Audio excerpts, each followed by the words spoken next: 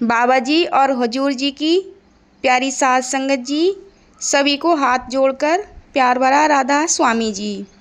साध संगत जी, हुजूर जी की तरफ से हुक्म होता है कि भजन पर जब भी बैठो तो खुद को एक कपड़े या चादर से ढक लो। संगत जी, भजन सिमरन अत्यंत व अपार शक्ति है जिसे हमारे सद्गुरु ने हमें सौंपा है। जब हुजूर जी हमें नामदान की दात देते हैं तो हमें कुछ बातें भी समझाई जाती हैं, जिन बातों में से एक बात यह है कि खुद को छिपा कर ही भजन सिमरन करना होता है। चाहे खुद पर कोई कपड़ा डाल लो या किसी चीज़ से खुद को पूरा ढक लो।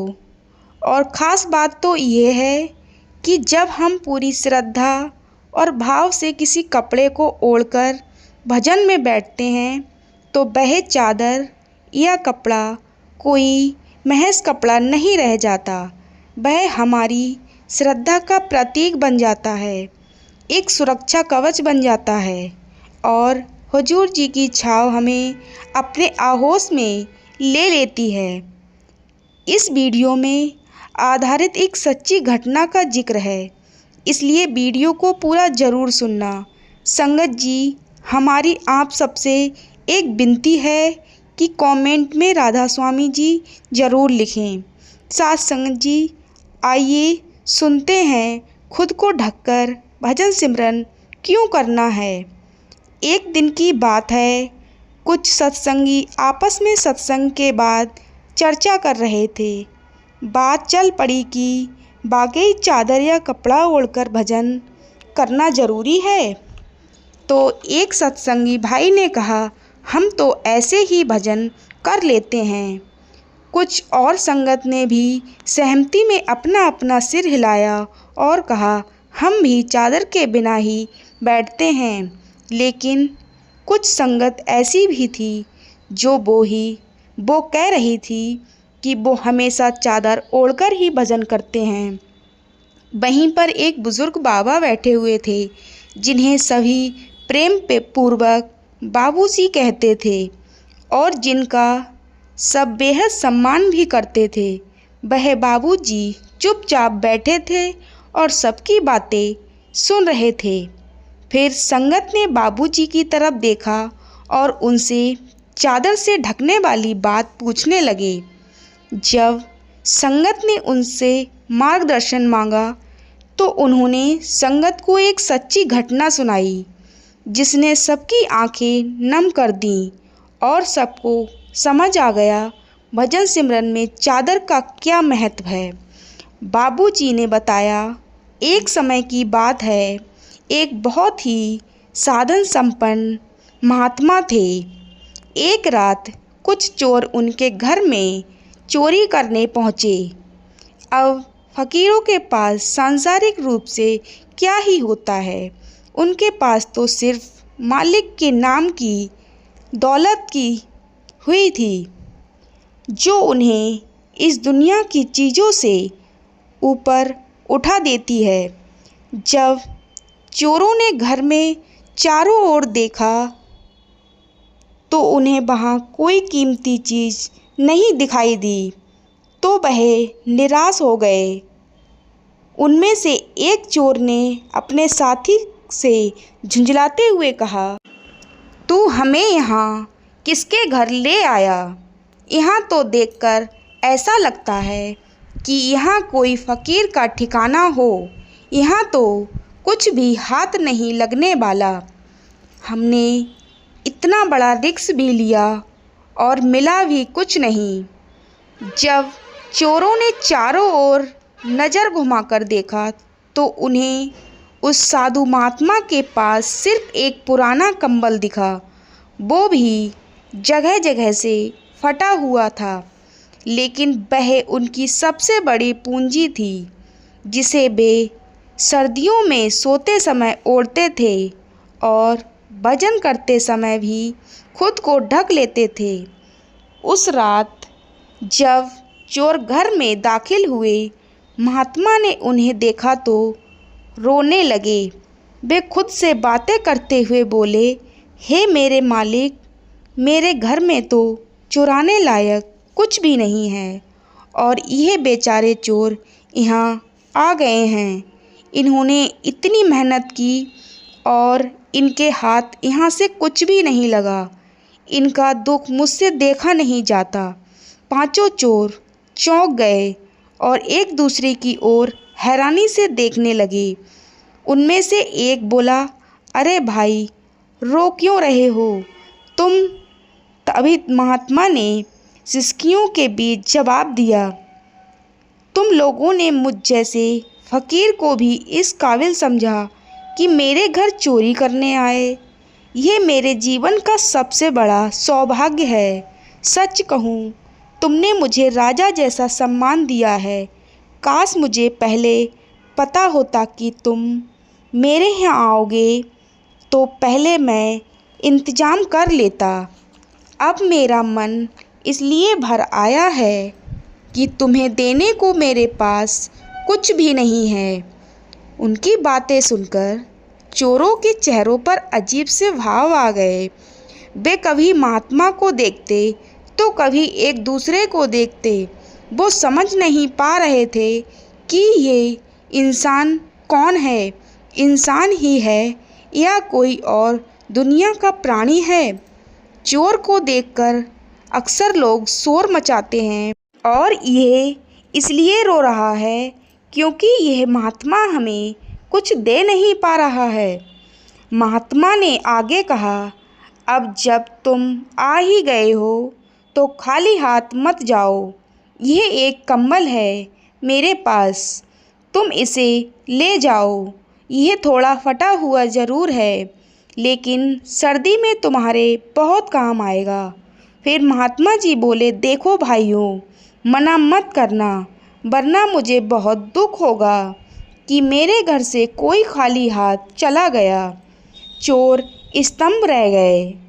आज तक उन्होंने न जाने कितने घर लूटे होंगे, लेकिन उन्हें ऐसा अनुभव पहले कभी नहीं हुआ।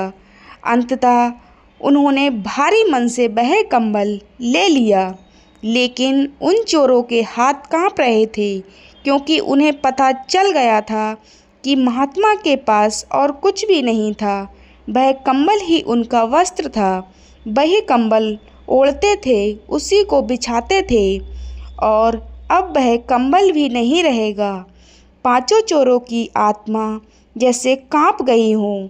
वे चोर असमंजस में थे, उन्हें कुछ भी समझ नहीं आ रहा था। तभी महात्मा मुस्कुराए, बोले, मेरी चिंता मत करो बेटा, मुझे तो बिना कपड़ों के रहने की आदत है।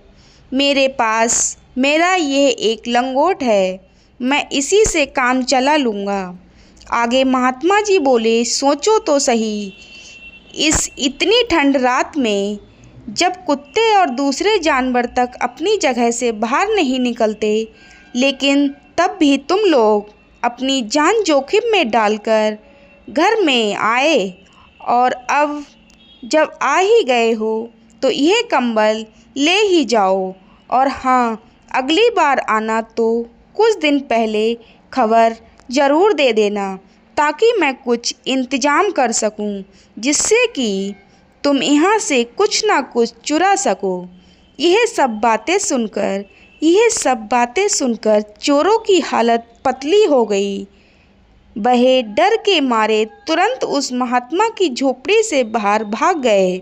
जैसे ही दरवाजे की तरफ बढ़े, महात्मा जी की आवाज़ आई, अरे भाई सुनो, कम से कम ये दरवाज़ा तो बंद करते जाओ और मुझे धन्यवाद तो कहो। तभी चोरों ने हैरानी से पीछे मुड़कर देखा और बड़बड़ाते हुए दरवाज़ा बंद कर दिया और आपस में बोले, क्या अजीब आदमी था यह। फिर सर झुकाए वहाँ से चुपचाप निकल गए। महात्मा जी झोपड़ी में बनी एक छोटी सी खिड़की पर खड़े थे। उनकी निगाहें दूर तक उन चोरों को जाते हुए देखती रहीं। वे मन ही मन सोचने लगे, हर जीव में वही परमात्मा है, बस नज़र की बात है। फिर कुछ समय बीता और फिर वहाँ पांचों चोर कहीं और चोरी करते हुए पकड़े गए। उन पर मुकदमा चला और जब पुलिस ने तलाशी ली तो कुछ नहीं, पुलिस को नहीं मिला, लेकिन वही कंबल उनके पास से बरामद हुआ। वह महात्मा जी को कोई साधारण व्यक्ति नहीं थे, बल्कि बहुत पहुँचे हुए थे और उनके बहुत से भक्त भी थे। अदालत में जब कंबल पेश हुआ तो जज ने उसे देखते ही पहचान लिया और सख्त लहजे में पूछा, तो तुम लोगों ने उस महात्मा के घर भी हाथ मार दिया? साध संगत जी, जज साहब भी महात्मा जी की कुटिया में प्रवचन सुनने जाया करते थे। जज साहब ने उन्हीं महात्मा को गवाही के लिए बुलाया। जज साहब बोले, अगर आपने कह दिया कि यह कंबल आपका है और इन लोगों ने चुराया है, तो हमें और कोई सबूत नहीं चाहिए, क्योंकि आपकी एक बात 1 लाख लोगों की गवाही के बराबर मानी जाएगी। मैं आपको जानता हूँ कि आप कभी भी झूठ नहीं बोलते। आप बस एक बार कह दो कि आपका कंबल इन्हीं पांचों ने चुराया है, फिर मैं इन्हें ऐसी सज़ा दूंगा कि यह दोबारा चोरी करने का नाम भी नहीं लेंगे। चोर बुरी तरह घबराए हुए थे, उनके शरीर कांप रहे थे और मन ही मन में वे परमात्मा को पुकार रहे थे।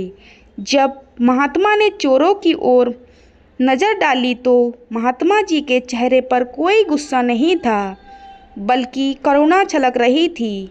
फिर वह जज साहब की तरफ मुड़े और बोले, नहीं साहब, यह चोर नहीं हैं, यह तो नेक दिल सज्जन लोग हैं। मैंने अपनी मर्जी से इन्हें यह कंबल भेंट किया था और बदले में इन्होंने मुझे दिल से धन्यवाद भी कहा था।